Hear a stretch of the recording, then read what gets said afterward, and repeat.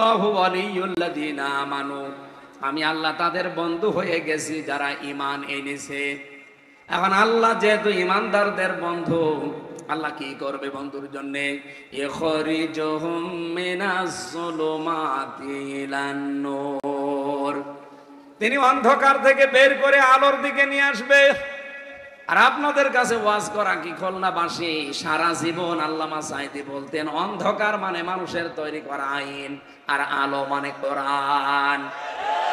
এই বাংলাদেশে যারা মানুষের তৈরি করা আইন প্রতিষ্ঠার জন্য কাজ করছেন, কোরআনের আলো কোরআনের আইনের পেছনে যারা সময় ব্যয় করেন না, সম্পদ ব্যয় করেন না, আপনার মেধা যোগ্যতা ব্যয় করেন না, আল্লাহ আপনাকে এখনো বন্ধু হিসাবে মানে নাই। আপনি যদি আল্লাহর বন্ধু হয়ে যেতেন, আল্লাহ একটা কাজ করতো কি, অন্ধকার থেকে আপনাকে বের করে আলোর দিকে নিয়ে আসতো। বাংলাদেশ জামাত ইসলামের যে দাওয়াতি মিশন চলছে, 30 তারিখ পর্যন্ত শুনলাম বাড়িয়েছে। হাজার হাজার মানুষ আজ যারা মানুষের তৈরি করা আইনের পেছনে কাজ করত, তারা এখন আল্লাহর তৈরি করা আইন প্রতিষ্ঠায় দলে যোগ দিচ্ছে। তারা যেন বিশ্বাস করে আল্লাহ তাদেরকে বন্ধু হিসাবে মেনে নিয়েছে। তাদের ঈমানটা এতদিন যা ছিল নামে, এখন যে ঈমান হচ্ছে এটা কামে। এক কথা বলেন না কেন? ইখরিজুহুম মিনাজ যুলুমাতি ইলান নূর, আল্লাহ যদি সত্যি আপনার বন্ধু হয়ে যায়, আপনাকে আর মানুষের তৈরি করা আইনের পেছনে থাকতে দেবে না, বের করে নিয়ে এসে আলোর দিকে নিয়ে আসবে। আলো মানে কোরআন। কোরআনের 55টা নাম আছে, তার একটা নাম নূর। এই আলোর দিকে মাস্ট বি আপনাকে যখন নিয়ে আসবে, আপনি বুঝবেন আল্লাহ আপনার বন্ধু হয়ে গেছে। আপনি সিস্টেম অপর পৃষ্ঠায় দেখুন, পরের আয়াতে আল্লাযীনা কাফারু আউলিয়াউহুমুত তাগুত ইখরিজুনাহুম মিনান নূরি ইলায যুলুমাত। এই পৃথিবীতে যারা কাফের তাদেরও বন্ধু আছে, তাদের বন্ধু তাগুত, তার নাম শয়তান। শয়তান যদি কারো বন্ধু হয়ে যায়, তারও কাজ আছে। শয়তান তো আর বসে থাকবে না, বন্ধুর জন্য কিছু না কিছু করবে। শয়তানের বন্ধুকে 1 নাম্বারে সে উপকার করবে কি, আল্লাহ যেন আমাদের উপকার করে, অন্ধকার থেকে বের করে আলোর দিকে নিয়ে আসে। মানুষের তৈরি করা আইন প্রতিষ্ঠা বাদ দিয়ে আল্লাহর আইন প্রতিষ্ঠার কাজে লাগিয়ে দেয়। আর শয়তান হচ্ছে আল্লাহর আইন বাদ দিয়ে মানুষের তৈরি করা আইন প্রতিষ্ঠায় লাগিয়ে দেয়। এখন আপনি নিজের সাথে মিলান, আপনি আল্লাহর বন্ধু না শয়তানের বন্ধু? এত বাংলায় কাটছাট বলার পরও যদি কেউ না বোঝার ভান করে থাকেন, আমার কিছু করার নেই। এখন আমার নাম ধরা লাগবে। বাস্তবতা এটা, আপনি নিজেকেই প্রশ্ন করলে আর কারো কাছে যাওয়া লাগবে না। মানুষের তৈরি করা আইন কানুন, এটা আল্লাহর সাথে শিরিক। এক কথা বলছেন না? কারণ আল্লাহ যেটা পারে ওইটা অন্য কেউ পারে, এই বিশ্বাস করার নাম। আর শিরিক যে করে সে মুশরিক। আর মুশরিকের জন্য জান্নাত হারাম, জাহান্নাম ওয়াজিব। আয়াত বলছি না, এটা বাংলা বললাম। এই পৃথিবীতে আল্লাহর তৈরি করা আইন বাদ দিয়ে যারা অন্যের আইন কায়েম করার জন্য চেষ্টায় আছেন, সে বাবার আইন হতে পারে, স্বামীর আইন হতে পারে, চাচার আইন হতে পারে, ব্রিটিশের আইন হতে পারে, যার আইনই হোক, এটা শিরিক, প্রকাশ্য শিরিক চলছে এটা। কেন আমি বললাম এ কথা এত জোর দিয়ে? সূরা আলে ইমরান 4 নাম্বার পারা 9 নাম্বার পৃষ্ঠা 4 নাম্বার লাইন 3 নাম্বার লাইনের 154 নাম্বার আয়াতের মাঝের অংশে আছে। যত তাফসীর আছে বাংলাদেশে আপনি মিলান, আমি 42টা মিলিয়েছি, সব মুফাসসির এক কথা দিয়েছে। ইয়াকুলুনা হাল্লানা মিনাল আমরি মিন শাইইন কুল ইন্নাল আমরা কুল্লাহু লিল্লাহ। হে নবী, ওরা যদি প্রশ্ন করে যে আইন বানানোর ক্ষমতা আমাদের আছে, আপনি বলেন না, আইন বানাতে পারে কে? শুধু আল্লাহ না, শুধুমাত্র আল্লাহ। আইন বানানোর ক্ষমতা দুনিয়ায় কারো? আরো জোরে বলেন, কারো? সুতরাং আল্লাহর আইনের সাথে অন্যের আইন কায়েমের জন্য যারা চেষ্টা করছেন, আপনি নামাজ পড়তে পারেন, রোজা রাখতে পারেন, হজ করে আসতে পারেন, দাড়ি রাখতে পারেন, আপনি কিন্তু মুশরিক। এর চাইতে বাংলায় আর কি বলা যায় বলেন? আপনি বলেন। এরপরেও যদি কেউ না বোঝেন, এদিকে আসেন। বৃষ্টি হচ্ছে নাকি? বৃষ্টি হচ্ছে না? আমি আশা করছি আপনি কথা বুঝেছেন এবং যারা শুনছে তারাও বুঝেছে। এরপরে যদি কেউ না আসতে চায়, আমা তাওফিক ইল্লা বিল্লাহ। কি আলাইহি তাওয়াক্কালতু ওয়া ইলাইহি উনীব। আমার আর কোনো ক্ষমতা নেই। হ্যাঁ, আমার হাতে যদি লাঠি থাকতো দারোগা পুলিশের মতো আপনাকে পিটিয়ে আমি আয়াত মানাতাম। আমার ভাইরা, আমি আশা করব এবং বিশ্বাস করব যারা শুনতে পাচ্ছেন তারা বিবেকটা কাজে লাগিয়ে মেনে নেবেন। আল্লাহ যেটা পারে ওটা অন্য কেউ, আরো জোরে বলুন, অন্য কেউ। সন্তান দিতে পারে কে? অন্য কেউ। আমাদের এই ইদ্রিস আলী সাহেব পারে। সেদিন আমার বগুড়াতে এক লোক এসে বলছে, হুজুর আপেল পড়ে দেন। আমি সূরা ফাতিহা পড়ে ফু দিলাম। আমার কানের কাছে মুখ নিয়ে বলছে, হুজুর এমন আপেল পড়বেন যেন ছেলে হয়। আপেল ফেলে দিলাম। আপেল কই? ফেলে দিস কেন? কেন মানে আপেল পড়ে যদি ছেলে হওয়ার ক্ষমতা আমার থাকতো। আরে ভাই, আপনাকে আমি বলেছি চা নিয়ে আসতে, কিছু লাগবে না। আমি কি মুরব্বী মানুষ যে আমার এটা ওইটা খাওয়া লাগবে? কিছু লাগবে না, যারা লাগে তাদের দেন। আর এখানে আসেন কেন? এখানে আসা লাগবে না ভাই, বসে থাকেন। আমার শরীরের উপরে টর্চার না গেলে আগের ওই যে 19 সাল 20 সালের মতো যদি থাকতাম না, শয়তানরা আমার মনে হয় এই জন্য টর্চার করিস বেশি। একেবারে মানে শরীরটা ধ্বংস করে দিস। আমার ভাইরা, ওনারে বললাম যদি আমার ক্ষমতা থাকতো যে আপেল পড়িয়ে দিলে ছেলে হয়তো আমার ম্যাডামের 3টা ছেলে মেয়ে হইতো না। আমার ম্যাডামের 3 মেয়ে। কি বিশ্বাস নিয়ে মানুষ আছে দেখেন তো, কত মাজারে, কত কবরে, কত হুজুরের কাছে মানুষ এই নিয়তে যাচ্ছে যে কিছু পড়িয়ে দিলে মনে হয় ছেলে হবে মেয়ে হবে। বলেন তো আসল ছেলে মেয়ে দেওয়ার মালিক কে? এটা যেন অন্য কেউ পারে বিশ্বাস আপনি না করেন। যদি করেন, নারী হোক আর পুরুষ হোক, সে মুশরিক। এক কথা বলেন না কেন? এই জন্য আল্লাহর আইন বাদ দিয়ে অন্যের আইন যারা কায়েমের চেষ্টায় আছেন, ভাই সাফ কথা, বাংলা কথা, আপনি আর ইমানদার নেই, আপনি মুশরিক হয়ে গেছেন। আশা করছি আপনি এখন ফিরে আসবেন, না আসলে আপনার কপালের দোষ। আলাম নাশরাহ লাকা সাদরাকা ওয়া ওয়াদানা আনকা ওয়িজরাক আল্লাযী আনকাযা যাহরাক। এই আয়াতের তাফসিরে ফি জিলালিল কোরআন সাইয়্যিদ কুতুব রাহমাতুল্লাহ আলাইহি উনি লিখেছেন, হে নবী আপনার পিঠকে বাঁকা করে রেখেছিল, এটা বোঝা, এটা পাথর, সেটাকে আমি আল্লাহকে সরিয়ে দেইনি। আমার মনে হয় আগস্টের 5 তারিখের পরে এই আয়াতটা আবার নতুন করে আরেকবার নাজিল হয়েছে। 1500 বছর আগে একটা পাথর ছিল পৃথিবীর মানুষের উপরে, সেটা হচ্ছে আইএমএ জাহিলিয়াতের পাথর। আর 2009 থেকে যে 24 পর্যন্ত একটা পাথর ছিল, এটার নাম হচ্ছে আওয়ামী জাহিলিয়াতের পাথর। শব্দ দুইটাই প্রায় কাছাকাছি না? আইএমএ আর আওয়ামী, ওদের কাজও প্রায় সমান সমান। আমি আইএমএ জাহিলিয়াতের ইতিহাস পড়েছিলাম, ওরা 14টা কাজ করেছিল, কিন্তু 15 নম্বর কাজটা ওদের ছিল না, আমাদের দেশে ছিল। 1500 বছর আগে ওরা 14টা কাজ আঞ্জাম দিয়ে যদি আইএমএ জাহিলিয়াতের যুগে বাস করে, আমরা তার চাইতে আরো কঠিন জায়গায় ছিলাম, কারণ আমরা 15টা কাজ করে ফেলেছিলাম। তো ওই জামানার হাদিস ইতিহাসগুলো পড়তে গিয়ে দেখলাম, যারা বাড়ি থেকে চলে যেত, বাড়ির লোকজন যারা, তারা এই বিশ্বাস করতো যে আমার বাবা, আমার ভাই, আমার স্বামী, আমার ছেলে ফিরে আসবে। কিন্তু আমরা এমন একটা আওয়ামী জাহিলিয়াতের যুগে পদার্পণ করেছিলাম, বাড়ি থেকে কেউ চলে গেলে ও যে ফিরে আসবে গ্যারান্টি ছিল? বাড়ি থেকে চলে যাওয়া না, বাড়ি থেকে ধরে নিয়েছে, কোথায় যে রেখেছে। 10 বছর আয়না ঘরে ছিল, ব্যারিস্টার আরমান, কেউ জানেই না। আমান আজমি সাহেব 11 বছর ছিল, কেউ জানেই না। আমিও 10 দিন ছিলাম, কিন্তু মানুষ জানতো যে আমি আছি।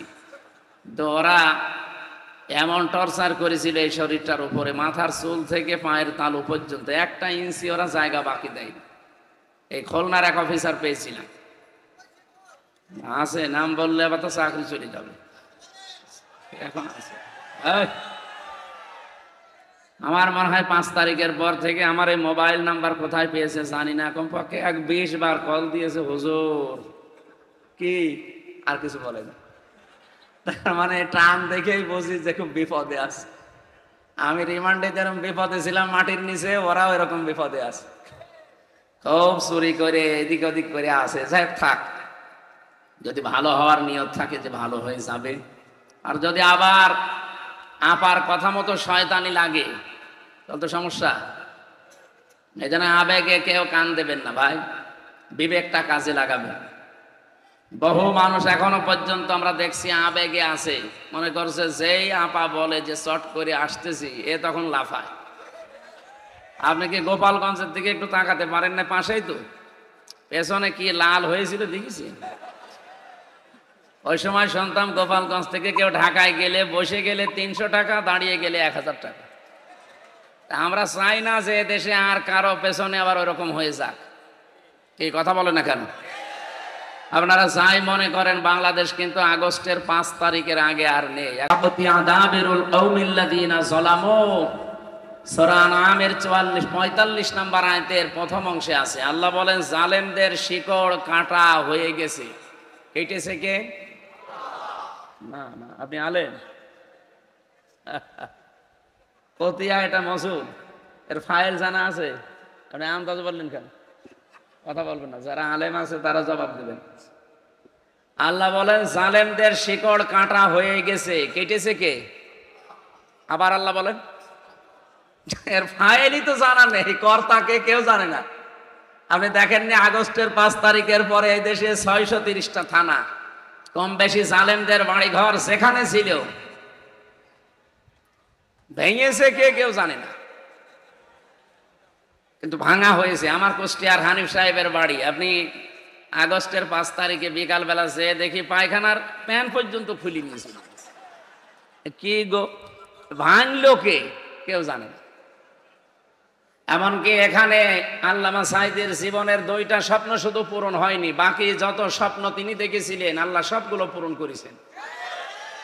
সারা জীবন দোয়া করতেন, আল্লাহুম্মা ইন্নী আসআলুকা শাহাদাতান ফি সাবিলিক, হে আল্লাহ আমি তোমার রাস্তায় শাহাদতের মরণ চাই। আমি 3 বছর তার পাশের ছেলে ছিলাম, খালি মাঝখানে একটা দেওয়াল ছিল, উনি 1 নম্বরে আমি 4 নম্বরে। একদিন আল্লাহর এই বান্দার সাথে দেখা হয়েছিল 10 মিনিটের জন্য হাসপাতালে। মনে আমি যে বললাম যে হুজুর আমাকে চিনতে পারছে? কে? আমির হামজা, কুষ্টিয়া। প্রথমে উনি জিজ্ঞাসা করলেন যে আমার আব্দুল ওয়াহেদ ভাই কেমন আছে, জামাত ইসলামের যিনি এমপি ছিলেন কুষ্টিয়া জেলা আমির। বললাম উনি নেই, উনি মারা গেছে। এরপরে আমারে বলছে হামজা, আলামী, জামাল, তারেক মনোয়ার, এই 4-5 জনের নাম বললো। বলছে মাসুদ আর শামীম এসে তোমাদের নাম বলে। আমার 2টা কথা আমার ভালোভাবে এখনো মনে আছে। মাথায় হাত দিয়া বললাম একটু দোয়া করে, যেহেতু 10 মিনিট পরে তো সিরিয়াল আমাদের। চট্টগ্রাম এবং খুলনায় যদি তুমি বের হয়ে যেতে পারো, জনতাকে জানাবা জীবনে কোনোদিন কোরআনের কথা বলতে আমি পিছপা হইনি। তোমাকেও বললাম যদি বের হতে পারো কোনোদিন কোরআনের কথা বলতে পিছপা হবা না। আমার মনে হচ্ছে হাতটা এখনো মাথায় লেগে আছে। তার জীবনের 2টা স্বপ্ন শুধু পূরণ হয়নি, তিনি বলেছিলেন চর্মচোখে আমি কোরআনের রাজ বাংলাদেশে কায়েম হয়েছে এটা যেন দেখে যেতে পারি। উনি পারেননি, পেরেছেন। আর একটা স্বপ্ন ছিল এই ময়দানে উনি কিয়ামত পর্যন্ত শুয়ে থাকতে চেয়েছিলেন। খুলনার যে জালেমগুলোর কারণে এখানে থাকতে দিল না, ওই তারা কোথায় আছে? আমি আসার সময় শুনছিলাম তাদের বাড়ি ঘর আর নেই, সব মিশে গেছে। আল্লাহ রাব্বুল আলামিন এই কথাটা 1500 বছর আগে জানিয়েছেন। সূরা নমল 19 নম্বর পারা 20 নম্বর পৃষ্ঠার 7 নম্বর লাইনের 152 নম্বর আয়াতে আছে, ফাতিলকা বুয়ুতুহুম খাওয়িয়াতাম বিমা যালামু। আল্লাহ পাক বলেন এই সেই ঘরগুলো। আল্লাহ যেন এভাবে কুদরতি আঙ্গুল দিয়ে দেখাচ্ছে বাংলার মানুষকে যে এই সেই ঘরগুলো। আল্লাহ বাইতুন দিতে পারতেন, বয়ুত দিলেন কেন? এটা তাফসিরে মাযহারিতে আছে। আল্লামা সানাউল্লাহ পানিপতি রহমতুল্লাহ আলাইহি উনি ব্যাখ্যা করতে গিয়ে বাইতুনের বহুবচন বয়ুতের ব্যাখ্যায় দিয়েছেন। আল্লাহ যেন আঙ্গুল দিয়ে দুনিয়ার মানুষকে দেখাতে চায় যে এই সেই ঘর। যদিও লূত আলাইহিস সালামের জামানার কাহিনী এটা। কি করেছিলেন? খাবিয়াতাম বিমা যালামু, আল্লাহ বলেন জনশূন্য করে দিয়েছি, পরিত্যক্ত হয়ে আছে আজ এই জালেমদের জুলুমের কারণে। মুফাসসির লিখেছেন পৃথিবীর যেখানে জুলুম হয় ওই জায়গা পর্যন্ত আল্লাহর কাছে অভিশপ্ত হয়ে যায়। বাংলাদেশের যেখানে যেখানে জুলুম হয়েছিল আজ দেখেন জায়গাগুলো পর্যন্ত আজ পরিত্যক্ত। কি কথা বলছেন না কেন? কয়েকদিন আগে আমি কিশোরগঞ্জে ছিলাম, জেলা শহরের ওপরে জমজমাট অফিস। কিশোরগঞ্জ জেলায় বিশাল অফিস নিয়ে কারবার করতো, সন্তান মানুষকে বিনা কারণে এখানে নিয়ে টর্চার করত। ওর মাটির নিচে পর্যন্ত টর্চার শেষ ছিল। আগস্টের 5 তারিখের পরে ঘরটা এমন অবস্থা, এই খবিয়াতান দেখে আসলাম, পুরা মিশে গেছে। এতটুকুই না, মানুষ এখন অনেকে দেখি পেশাব পায়খানা করছে। ড্রাইভারকে বললাম গাড়িটা একটু থামান, তাকিয়ে দেখি কেউ এদিকে কেউ এদিকে কেউ এদিকে, মুখ দিয়ে মনে হচ্ছে জামাতবদ্ধ টয়লেট চলছে। এমনি এগুলো আল্লাহ করেনি।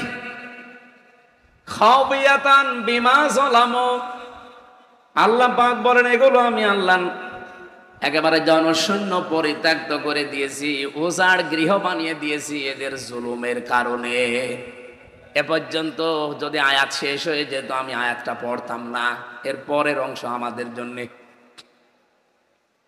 আল্লামা সাঈদীর জীবনের শেষ আশাটা আপনারা পূরণ করতে দিলে কি হতো? আমি আজকে পিরোজপুরে যে কবর জিয়ারত করে আসলাম, অথচ এখানে থাকলে আমি এখানে এসে করতে পারতাম।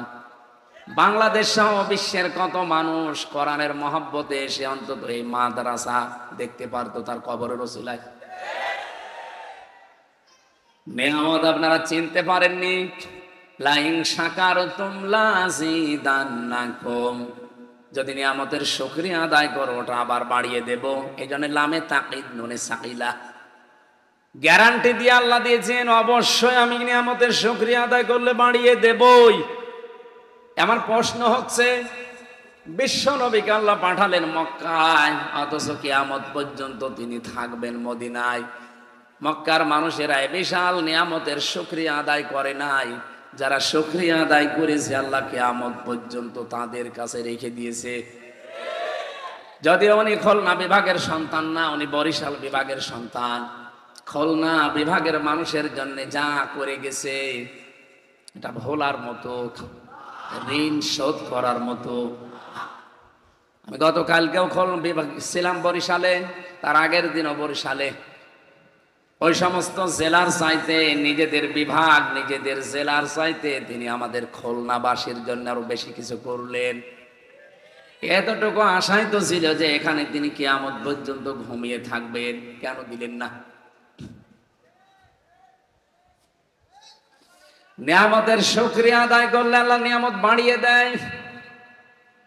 যারা শুকরিয়া আদায় করেননি তাদের এই জুলুমের কারণে, এটা তার উপর একটা জুলুম ছিল, এই জুলুমের কারণে আজ আল্লাহ তাদেরকে পদে পদে শাস্তি দিচ্ছেন। এবার আমি যেহেতু পরের শব্দটা বলার জন্য আয়াতটা পড়েছি, এবার শোনেন। ইন্না ফি যালিকা লাআয়াতাল লিকাউমিন ইয়ালামুন। আল্লাহ প্রথমে ইন্না দিয়েছেন, মাঝখানে লামে তাকিদ দিয়েছেন। রব্বুল আলামিন দুইটা গ্যারান্টি দিয়ে জানাতে চেয়েছেন অবশ্যই অবশ্যই এর ভেতরে যারা জ্ঞানী তাদের জন্য শিক্ষা আছে। কি শিক্ষা আছে এখানে? জালেমদের এত বড় শিকড় আপনি টের পাননি তাই। ইউনিয়নের দারোয়ান থেকে শুরু করে একেবারে সংসদ পর্যন্ত আপনি একেবারে প্রত্যেকটা জায়গায় দেখবেন থরে থরে জালেমদের স্তর সাজানো ছিল। আমার রিমান্ডে প্রায় 8 দল এসেছিল, সব থরে থরে সাজানো ওদের লোক। আমাকে ধরা থেকে একেবারে জামিন পর্যন্ত যারা, সব ওদের। আমার পক্ষে শুধু একটা উকিল ছিল, তা উকিলের কথা শুনলেও চলে, না শুনলেও চলে। অথচ মামলার আয় ওদের, রিমান্ড যিনি চাইবে সে ওদের, বিচারক যিনি বসে আছে সে ওদের, যেখানে নিয়ে রিমান্ডে আয়না ঘরে নিয়ে নির্যাতন করবে তারাও ওদের। এই যে 8টা বিভাগে কাজ করে যারা, তারা একটার পরে একটা এসেছে, সবগুলো মনে হচ্ছে ওদের ধাঁচে তৈরি করা মাল। একবার খাপের খাপ বানিয়ে বানিয়ে পাঠিয়ে দিয়েছে। কতবার যে আল্লামা শহীদ দেলাওয়ার হোসাইন সাইদি রহমতুল্লাহ আলাইকে গালি দিয়েছে আমার সামনে, আমার মনে হয় কমপক্ষে 200 বার তো হবে। আরে ভাই, বিষয়টা তো আমার সাথে, আপনি আমারে প্রশ্ন করেন, ওনারে টেনে এনে গালি দেন কেন? ডরে গালি দিলে আপনার কষ্ট লাগবে, এটা কথা হবে। খুলনাবাসী, আমি এখান থেকে যে বিষয়টা বের করতে পেরেছি, জালেমদের এত বড় থরে থরে সাজানো শিকড় যদি কেটে ফেলা হয়ে যায়, এখন কোন শিকড় জালেমদের আছে? দু একটা আছে যেগুলো ইঁদুরের গর্ত পাচ্ছে না। আল্লামা সাইদির ফ্রায়ের দিন যিনি মিষ্টি দিয়েছিল কক্সবাজারে, এত মিষ্টি বিলেতন করেছিল ওই বাঁটটা জাফর, ওর নাম ছোট তো মানুষ এলাকায় বাঁটি জাফর বলে ডাকে। ওরে কালকে ধরেছে, রিমান্ড নিয়েছে। আমার মনে হয় ওরে বাঁটি বানিয়ে ফেলাই দরকার। এমনি বাঁটা দেখলাম।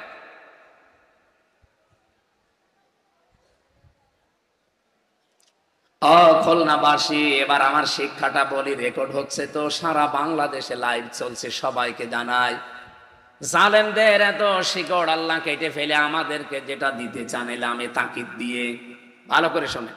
আগামীতে যারা আসবেন, সিয়ারে কারা আসবেন আমরা জানি না, যারা আসবেন এরাও যদি এরকম জালেমের মতো কিছু করেন, আল্লাহর কসম 5 বছর পরে আপনার বাড়ি ঘর শ্মশান হয়ে যাবে। এই জন্য এই ঠিক আছে, সময় কম তো, আমরা বেশি রাত করাবো না ভাই। এই জন্য সাধু সাবধান। বাংলাদেশের জরিপগুলো আপনি দেখতে পেয়েছেন আশা করছি। আগস্টের 5 তারিখের আগে আমি একটা জরিপ পেয়েছিলাম।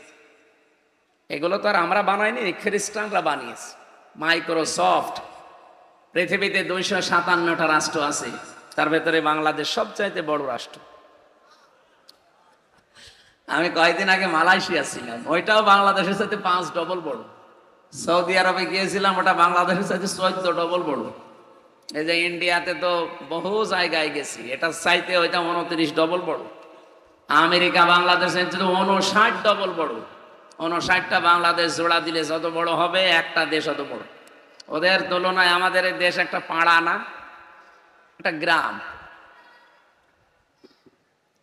এই 257টা দেশ নিয়ে ওরা রিপোর্ট বানিয়েছে। এই বাংলাদেশের তথ্যটা আমি দেখলাম, উনি যেমন একটা একটা করে পড়ে পড়ে শোনাচ্ছিলেন, আমি পেয়েছি ইন্টারনেটে এইভাবে। আগস্টের 5 তারিখের আগে এই দেশে মাত্র 100 জনের 15 জন মানুষ চাইতো যে ইসলাম কায়েম হোক। তার ভেতরে মাহফুজুর রহমান নামে একজন আছে, এখানে দেখলাম। কই মাহফুজ ভাই? চলে গেছে। উনি একজন। এদেশে মাত্র 100 জনের 15 জন মানুষ অ্যাক্টিভ ভাবে বলতো যে আমরা ইসলাম কায়েম করতে চাই। এই বাংলাদেশে এখন 100 জনের 77 জন মানুষ চাচ্ছে আমরা এদেশে ইসলাম চাই। আপনি ষড়যন্ত্র করে কি করবেন? যত করবেন আল্লাহ তত এগিয়ে দেবে। কি কথা বলছেন? গোবিন্দ পরামানিকের মতো একটা হিন্দু, এই লোকটা গত পরশুদিন লাইভ দিয়ে বলেছে, এই দেশে ইসলাম যদি আসে, একটা দলের নামও বলেছে, আমি নাম নিলাম না, যদি এই দলটা আসে এই দেশে অন্য যারা আমরা বাস করি সবচাইতে বেশি নিরাপদে থাকতে পারবে। আমার তেলাওয়াত কিন্তু আয়াতে কিছু কথা স্থান কাল পাত্র ভেদে আসবে, আমরা সেই দিকে এগিয়ে যাচ্ছি ইনশাআল্লাহ। যেহেতু সবার জন্য আল্লাহ রাব্বুল আলামিন কোরআনে কারীমকে উন্মুক্ত করে দিয়েছেন, এটা অন্যান্য ধর্মের মতো শুধু ঠাকুররা, শুধু পুরোহিতরা পড়বে না, এটা সবার জন্য। সেদিন যশোরে কলেজের এক অধ্যাপক পেয়েছিলাম, উনি বিসিএস ক্যাডার। ওনারে বললাম যে স্যার আপনার মুসলমান হওয়া লাগবে না, আমাদের ধর্মে যেহেতু বাড়াবাড়ি নেই, জবরদস্তি নেই, আপনাকে আমি জোর করি না। হ্যাঁ, জোর করলে আপনাকে আমি পিটিয়ে মুসলমান বানাতে পারতাম, কারণ এদেশে 92% মুসলমান, আর আপনারা মাত্র কয় ভাগ। যদি নিয়ম থাকতো ইসলামে তো আপনাকে পিটিয়ে মুসলমান বানাতাম।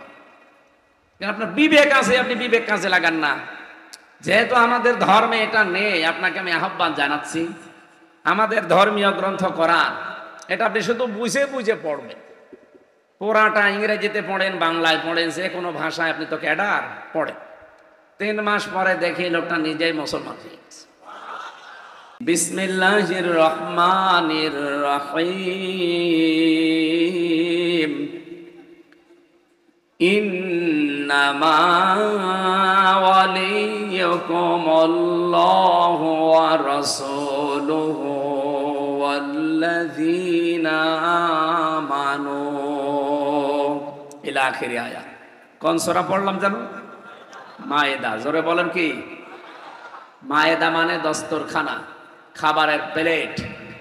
আল্লাহ এই নামকরণ দিয়ে আমি তাফসিরে পেয়েছি, বোঝাতে চেয়েছেন, ফি জিলালিল কোরআনে পাবেন। এই বিশ্বাস যেন আমাদের ভেতরে বদ্ধমূল হয় যে খাবারের চিন্তা আমাদের না, খাবারের চিন্তা কার? না ভারতের।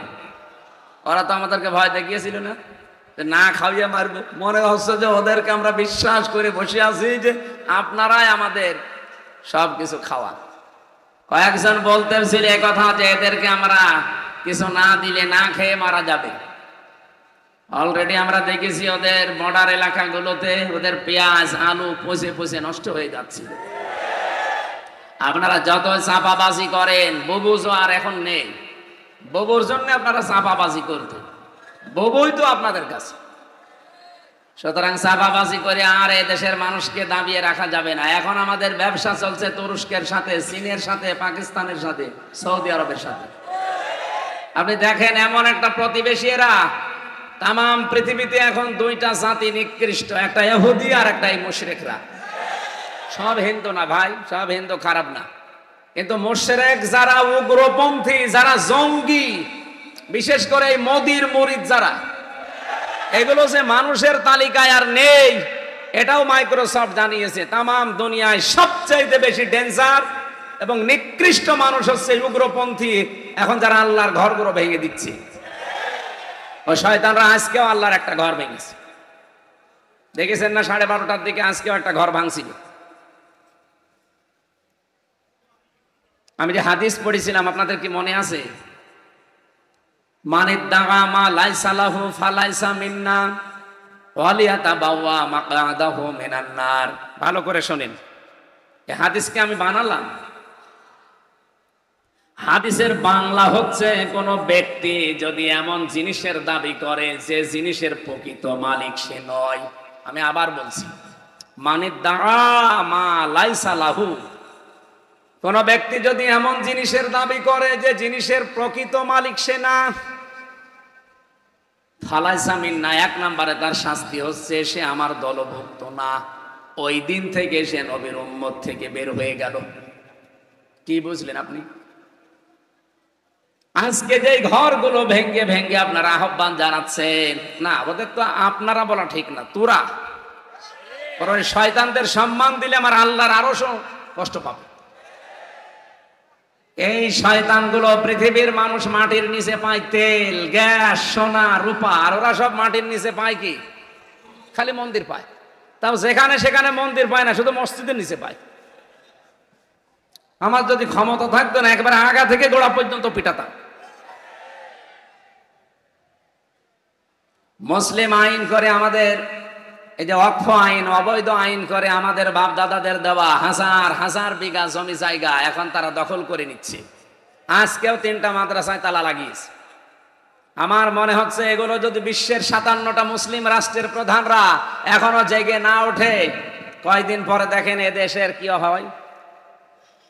আমি তো আমার এই ছোট্ট 33 বছর বয়স, আমার 92 সালে জন্ম, সব চাইতে বেশি সময় কাটিয়েছি ভারতে। কারণ এই দেশে তো আমার মানে কুষ্টিয়া জেলা নাই, খুলনা বিভাগে ঢুকতেই দিত না। আমি বাড়ি আসার আগে দেখি 2 গাড়ি পুলিশ বসে আছে। কি গো, আমি বাড়ি আসি কখন আমি নিজে জানি না, অথচ ওরা মনে হয় ফেরেশতা জিবরাইল ওদের বলে দেয়। বাড়িও আসতে দিত না শয়তানরা। কি করবো, বাধ্য হয়ে দাদাদের কাছে থাকা লাগতো। আমি দেখেছি ওদের এই ঘৃণ্য ষড়যন্ত্র, যেটা জঘন্য মানুষেরা। এরা যে জিনিসের মালিক তারা না, সব দখল করে নিচ্ছে একটার পরে একটা। 3টা মাদ্রাসা, এগুলো আমাদের পূর্বপুরুষরা ওয়াকফ করে দিয়েছিল। মাদ্রাসা, মসজিদ, খানকা, ঈদগাহ, গোরস্থান, এগুলো সব মুসলমানদের সম্পদ ছিল। 850 বছর এলাকাগুলো মুসলমানরা শাসন করেছে। বলেন, এটা রেকর্ড হচ্ছে বলে বললাম। অথচ আজ একটার পর একটা সব দখল করে নিচ্ছে। গত পরশু দিনও 10টা মাদ্রাসায় তালা লাগিয়েছে। এমনকি দারুল উলুম দেওবন্দকে 1 মাস সময় দিয়েছে যে খালি করা লাগবে, ওইটাও নাকি তাদের। আপনারা যে আরম্ভ করেছেন, বিশ্বের অন্যান্য জাতি বিশেষ করে খ্রিস্টান যারা আছেন, আপনারা কি আপনাদের বিবেকের উপর কি কুকুরে প্রসাব করেছে? এটা ট্রাম্প। আপনি তো খ্রিস্টান, আপনার মেয়েকে আপনার মাকে উলঙ্গ করে ভারতের ময়দানে ওরা হাঁটিয়েছে, এই উগ্রপন্থী হিন্দুরা। এক কথা বললেন না? 22 সালে ওরা আপনার মেয়েকে আপনার মাকে উলঙ্গ করে হাঁটিয়েছে, এই মোদির গোষ্ঠী। আপনার মেয়ে মা যাদেরকে উলঙ্গ করে রাজপথে হাঁটাতে পারে, আর তাদের পক্ষে পেছনে থাকবেন মানে? আপনার বিবেকটা একটু জাগ্রত করেন। মানে ঈমান নেই আমরাও জানি, কিন্তু বিবেক তো আছে। আর হিন্দু সাধারণ যারা আছে তাদেরকে আহ্বান জানাচ্ছি, সবাই জেগে ওঠেন ভাই। এই মোদি নামে এই মাতালটাকে থামান। এই দেশে যারা অন্যান্য সংস্থা কাজ করছেন, আমি নাম নিলাম না তাদের, আপনারা একটু বিবেকটা কাজে লাগান, এই লোকটাকে থামান, নাই তো পৃথিবীও বসবাসের অযোগ্য করে ফেলবে। আমরা আতঙ্কে আছি ওই শয়তানদের কারণে। আমরা যদি এখন এই বাংলাদেশে 92% মুসলমান আওয়াজ তুলি, ঢাকার স্বামীবাগের ইস্কন মন্দির, এর নিচে 500 বছর আগে মসজিদ ছিল, এটা ভেঙে এখন মসজিদ বানাবো, মেনে নেবে? তাহলে আমাদের কেমন কষ্ট হচ্ছে বলেন। আসেন তো হাদিসের প্রথম শাস্তিটার দিকে তাকাই। যে জিনিসের মালিক আপনি না, ওই জিনিস যদি নিজের দখলে নিয়ে নেন, প্রথম শাস্তি কি? আপনি ওই দিন থেকে নবীর উম্মত আর নেই। এ পর্যন্ত বুঝেছেন? বুঝেছেন না? বুঝেননি? আগস্টের 5 তারিখের পর থেকে বাংলাদেশের বহু জিনিস আমরা দেখলাম, যার না সে কিন্তু দখল করে নিয়েছে। এটা হয়তো খুলনায় শুরু হয়নি, বলেন। কেউ ঘাট দখল, কেউ বাজার দখল, কেউ হাট দখল, কেউ নদী দখল, কেউ দোকান দখল, কেউ বাড়ি পর্যন্ত দখল করে নিয়েছে। আর এখন অনেক মানুষকে দেখলাম দখল করার সময় আবার আল্লাহর নাম নিয়ে শুরু করে, বিসমিল্লাহ। আপনি যার নামে শুরু করেন সেটা আপনার না, ওটা যদি আপনি দখলে রাখেন, যেই দিন দখল করেছেন ওই দিন থেকে আপনি আর নবীর উম্মত নেই। খুলনাবাসী নবীর উম্মত যারা থাকে না, তারা মারা গেলে জানাজা জায়েজ আছে, কবরে দেওয়া। আপনি তো নবীর উম্মতই না, আপনাকে আমি কি বলে রাখবো? বিসমিল্লাহি ওয়া আলা মিল্লাতি রাসূলিল্লাহ তো বলা জায়েজ নেই, কারণ আপনি রাসূলের আদর্শ থেকে চলে গেছেন। এই জন্য যার জিনিস নিয়েছেন, যেটা আপনার না, ওইটা ফেরত দেন। ফেরত দেবেন তো? এখানে ওই মানুষ আসেনি আমি জানি, যারা শুনছে তাদের বলছি। এটা শুধু খুলনা না, সারা পৃথিবী ছড়িয়ে যাচ্ছে। যে জিনিসের অধিকার আপনার নেই, ওটা যদি নিজের দখলে নিয়ে নেন, যেভাবেই হোক, চাঁদাবাজি করে হোক, ছিনতাই করে হোক, ডাকাতি করে হোক, চুরি করে হোক, প্রতারণা করে হোক, যেভাবেই নিয়েছেন ওটা ফেরত দেওয়া লাগবে, নয়তো আপনি মারা গেলে আপনি নবীর উম্মত নেই। হ্যাঁ, এখানে হাদিসের টিকায় হাজার হাজার আলেম তৈরি করে যারা, হাদিসের টিকা দেখবেন 2টা পয়েন্ট লেখা আছে। 1 নম্বরে, আপনার জিনিস হাত ছাড়া হয়ে গিয়েছিল, ওইটা আপনি আবার ফেরত পেয়েছেন, তাহলে হাদিসের শাস্তির আওতা মুক্ত থাকবেন আপনি। প্রিন্সিপাল সাহেব আছে, জিজ্ঞাসা করবেন, পরবর্তীতে ক্লাস নিলে বলবেন হাদিসের টিকা দেখান। মুসলিম শরীফের হাদিস, হযরতে আবু যর রাদিয়াল্লাহু তাআলা থেকে বর্ণিত। যে জিনিস আপনার ছিল ওইটা যদি আপনি আবার ফেরত পান, তাহলে হাদিসের প্রথম শাস্তি কি? ফালাইসা মিন্না, এর ভেতরে আপনি নেই, আপনি নবীর উম্মত থাকতে পারবেন। আমি একটা উদাহরণ দিচ্ছি। বাংলাদেশে ইসলামী ব্যাংক যাদের ছিল তারা ফেরত পেয়েছে। এখন যদি কেউ ফতোয়াবাজি করে যে না এটা ছিনতাই হয়ে গেছে, ইসলামী ব্যাংকে আপনার বাবার নাকি? যাদেরটা তারা ফেরত পেয়েছে। আর কথা বলেন না কেন? যাদের জিনিস তারা ফেরত পেল, আপনার ফতোয়া আসে কোত্থেকে? আপনার বাবা তৈরি করেছে ইসলামী ব্যাংক। যাদের মাথার ঘাম পায়ে ফেলা সম্পদ, তারা আবার ফেরত পেয়েছে। হ্যাঁ, আপনারটা যদি এরকম হারিয়ে যায়, সেটা ফেরত পেয়েছেন, ওইটার জন্য আমরা কিছু বলবো না। কিন্তু অন্যের জিনিস যদি নিজের দখলে নিয়ে বাহাবা করে, আল্লাহর কসম আপনি নবীর উম্মত থেকে বের হয়ে গেলেন। আর আপনার জন্য জানাজা দিয়ে আর কবর দিয়ে আমি মিথ্যা কথা বলতে যাব কোন কারণে? যে বিসমিল্লাহি ওয়া আলা মিল্লাতি রাসূলিল্লাহ, আপনি তো রাসূলের মিল্লাতেই নেই।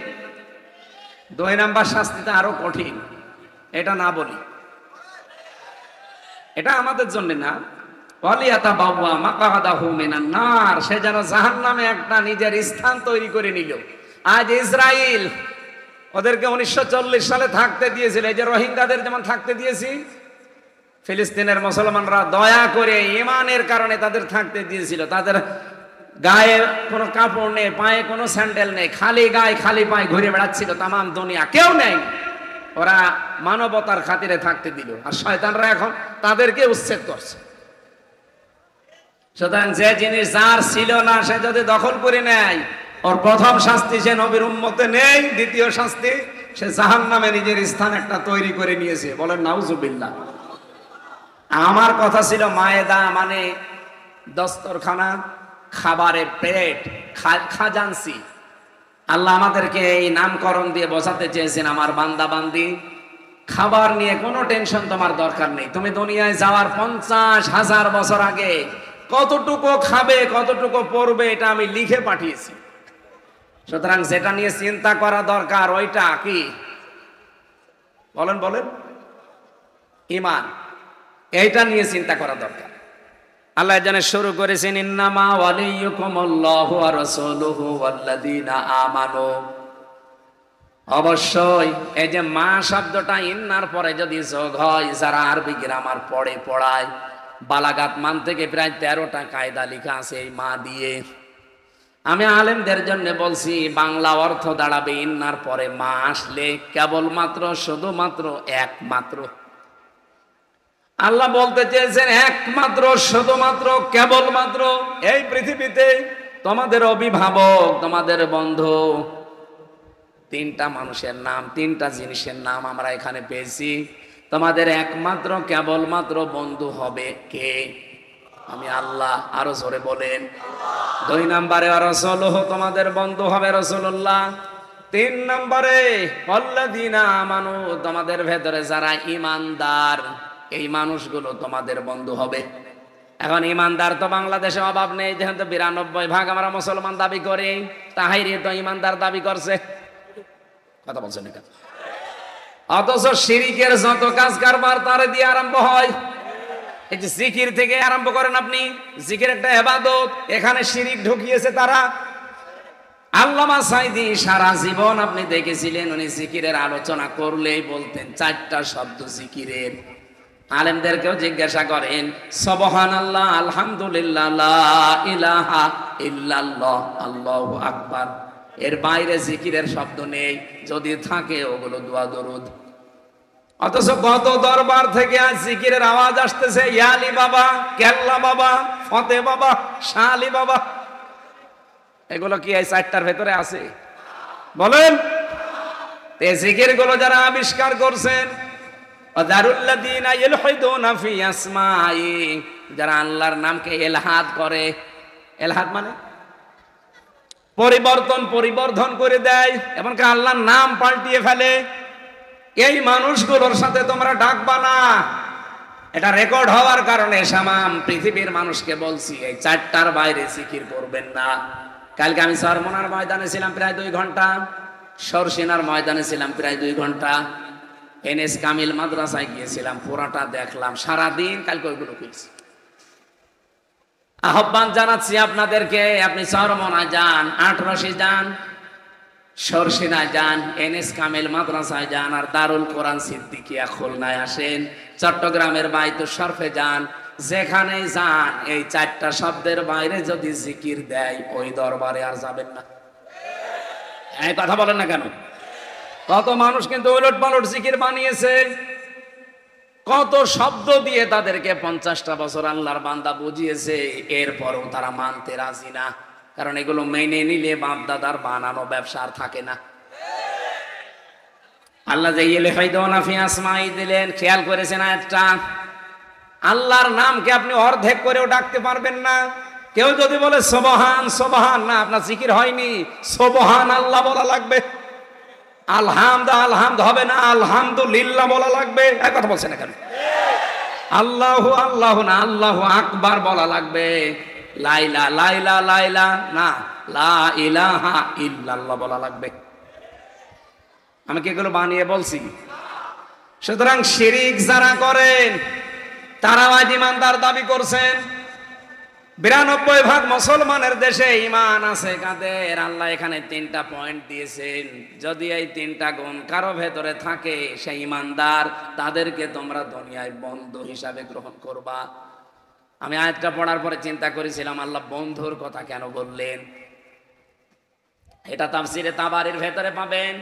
এই আয়াতের বিস্তারিত ব্যাখ্যা দিয়েছেন তাফসিরে তাবারি। মুফাসসির বলেন আল্লাহ বন্ধুর কথা দিয়েছেন এই জন্যে পৃথিবীতে মানুষের জীবনে সবচাইতে বেশি প্রভাব পড়ে বন্ধুর। কথা বলছেন না কেন?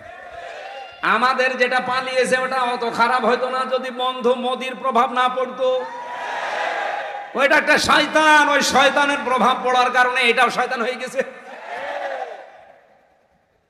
যদি ওই প্রভাব মুক্ত হয়ে অন্য কোনো প্রভাব ধরতো এত খারাপ হইতো না।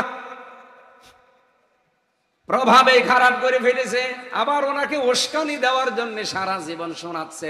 এই 15 বছরে তো শুনলাম কেউ কেউ বলতো যে আমাদের স্বামী স্ত্রীর সম্পর্ক। স্বামী স্ত্রীর সম্পর্ক হয় কি করে? ও দাদা তো মুসলমানই না, দাদা কি মুসলমান? আর ওনার সাথে আপনি বিয়ে দেবেন কি করে? যায় সূরা বাকারা 221 নম্বর আয়াত, ওয়ালা তানকিহুল মুশরিকিনা হাত্তা ইউমিনু ওয়ালা তানকিহুল মুশরিকাতি হাত্তা ইউমিননা। এই আয়াতগুলো আল্লাহ খেলা করার জন্য দিয়েছেন। কোন মুশরিক পুরুষ যদি ঈমান না আনে তার সাথে কোন মুমিনা নারীর বিয়ে দেওয়া জায়েজ নেই। এই ফতোয়া আমি বানালাম। বলেন বলেন আপনি কোন কারণে এই কথা ছড়িয়েছেন যে আমাদের স্বামী স্ত্রীর সম্পর্ক হয় কি করে? দাদা তো মুশরিক, এরপরও দাদা মুসলমানই দেয়নি। আর জীবনে এখন ওনার যে বয়স, এ বুড়ো বয়সে যদি মুসলমানি দিয়ে বিয়ে করা লাগে ও ছাতা হাজাম পাবেন কোথায়? ওস্তাদরা আছে এই জন্য আমি বলতে পারছি না। এখন বুড়ো হাজাম লাগবে। আর বুড়ো হাজামের হাতে আপনি যদি ছুরি দেন ও ছাতা দেখা যাচ্ছে আগা কাটতে যে গোড়া কেটে ফেলিস। না হাসির খোরাকি দেয়নি, এটাই বাস্তব। আপনি বলেন এ দাদার মুসলমানি দিতে বাংলাদেশে কোনো হাজাম পাবেন? আপনি যদি হাজাম পান আমি তারে টাকা দেবো, চলেন। কে যাবেন? দিল্লি চলেন, ওরে মুসলমানি দিয়ে আসে। না এটা ফেসবুকে কিছু উল্টাপাল্টা কথা আসে তো এই জন্য এটা বললাম। অনেকে বলছে কিছুদিন পরে নাকি আমাদের ভাগ্নে আসতেছে। একটা কথা হইল, ওটা তো মুসলমানই জায়েজ নেই, আর ভাগ্নে হবে কি করি? সুতরাং দুইটা যেহেতু আছে দুইটাই থাক। আর যদি একটা চলে আসে তা আমরা তারে রাখবো কোথায়? আর তার পরিচয় দিতে গেলে সমস্যা হবে না? এই জন্য মেয়ে যখন আছে একটু হেফাজতে রাখবেন, কাছাকাছি আসবেন না। এই কথা বলছেন না কেন? ওদের তো চরিত্রে ঠিক নেই। দাদার চরিত্র আছে, আপনি দাদার জীবনী পড়ে দেখেন, দাদার বউ নেই। এই জন্য একটা গান শুনছিলাম, মোদির বউ নেই। ওইটা বলার দরকার নেই। এই আমাদের মেয়ে নাই, আমাদের মেয়ে রেকর্ড হচ্ছে তো খারাপ ভাব, ওরটা বলেন, অসুবিধা নেই। সম্মানিত ভাইরা, বন্ধুর প্রভাব মানুষের জীবনে অনেক বেশি। আয়াতের তাফসিরে ফেরাউনের জীবনী নিয়ে এসেছে। ফেরাউন পুরাটা জীবন আমি পড়লাম, এত খারাপ না। ওকে খারাপ করার পেছনে কারণ হচ্ছে ওর বন্ধু হামান টাক। এ সারা জীবন ফুসলিয়েছে। ও কিন্তু ওই গোরস্থানের দারোয়ান ছিল, এখান থেকে এ পর্যন্ত খোদা পর্যন্ত দাবি করিয়েছে। এর পেছনে ওর বন্ধু এই হামান টাক। আমাদেরটা এরকম খারাপ হওয়ার পেছনে কারণ হচ্ছে ওদের বন্ধু। জানে বন্ধুর নামটাই প্রথমে দিয়েছেন অলিজন, মানে বন্ধু, অভিভাবক। অবশ্যই তোমাদের একমাত্র বন্ধু আমি আল্লাহ। বাংলার মুসলমানেরা আল্লাহকে যদি কেউ বন্ধু হিসাবে পেতে চায়, আমরা চাই না। আরো জোরে বলেন। আল্লাহ পাক বলেন আমি আল্লাহ নিজেই বন্ধু হয়ে যাব কাদের জানো? ইন আল্লাহু ওয়ালিয়ুক আল্লাহু ওয়ালিয়ুল্লাযীনা আমানু। সূরা বাকারার 257 নম্বর আয়াতের প্রথম অংশে আছে, যারা ঈমান আনবে আমি আল্লাহ নিজেই তাদের বন্ধু হয়ে যাব। এখন প্রশ্ন, আমাদের ঈমান তো আমি এনেছি না, ঈমান আপনি দাবি করলেই হবে না, ঈমান আপনার ভেতরে আছে কিনা এটার জন্য আপনাকে পরীক্ষা দেওয়া লাগবে। সাহাবী প্রশ্ন করলেন, হে নবী, আমার যে ঈমান আছে আমি কিভাবে টের পাবো? বিশ্ব নবী বলেন, ইদা সাররাতকা হাসানাতুকা ওয়া সাআতকা সাজ্জিআতুকা ফাআনতা মুমিন। যখন তোমার ভালো কাজগুলো তোমাকে আনন্দ দেবে আর অন্যায় কাজ দেখলেই ভেতর থেকে তোমার একটা বাধা আসবে, তখন বুঝবে তোমার ঈমান আছে। এই 54 বছর না, শুধু 15 বছরের দিকে তাকান। বাংলাদেশে বহু ভালো কাজ অনেকের কাছে ভালো লাগে নাই। কথা বলেন। এখানে আমি শুনলাম যে 19 জন শিক্ষক শিক্ষিকা এখনো পর্যন্ত বেতন পায় না। সারে গামা পড়ায়, তার বেতন দিতে কোনো বাধা নেই, আর আল্লাহর কোরআন পড়াচ্ছে তাদের বিনা বেতনে। এটা যে অন্যায়, অনেকে অন্যায় জানার পরে অন্যায় মনেই করে না। আমার বিবেকে এখন বাধা দিচ্ছে যেন এটা ঠিক হচ্ছে না। বাংলাদেশে মাদ্রাসা শিক্ষা বোর্ডের যিনি সিনিয়র সচিব, আমার কুষ্টিয়ায় বাড়ি, পরশুদিন আমার কাছে কল দিয়েছিল। ওনার শ্বশুর বাড়ি সাতক্ষীরা, একটা মাহফিল নিয়েছি। আমি মনে হয় এই বিষয়টা যে ওনার কাছে তুলে ধরবো আজকে। দারুল কোরআন সিদ্দিকিয়া কামিল মাদ্রাসা, যেহেতু উনি মাদ্রাসা শিক্ষা বোর্ডের সিনিয়র সচিব, এখন কুষ্টিয়ায় বাড়ি, আমার জেলার সন্তান। আশা করছি কথা স্যার আমার রাখবে। শুধু এইটা মিলে না, আরো আমি এই আল্লামা সাঈদী ফাউন্ডেশনের যে মাদ্রাসা ওখানেও ছিলাম, ওইটার জন্যও কথা নাকি কালকে বলেছি, ওইটার জন্য কথা তুলবো। এই যতগুলো প্রতিষ্ঠান বিশেষ করে কোরআন শিক্ষায়, হাদিস শিক্ষার জন্যে, এই মানুষগুলো বেতন পাবে না, এটা একটা অন্যায় না? অন্যায় দেখেও 15 বছরে কারোর কাছে অন্যায় মনে হয়নি। আমার তো ভেতর থেকে একটা বাধা আসতেছে এখন কথা শোনার পর থেকে, আর আপনার 15 বছরেও বাধা আসে নাই। যার ভালো কাজ দেখলে আনন্দ লাগে না, অন্যায় দেখলে যার কাছে খারাপ লাগে না, ভেতর থেকে বাধা হয় না, সে বুঝবেন তার ঈমান নেই, তার নতুন করে এখন ঈমান আনা লাগবে।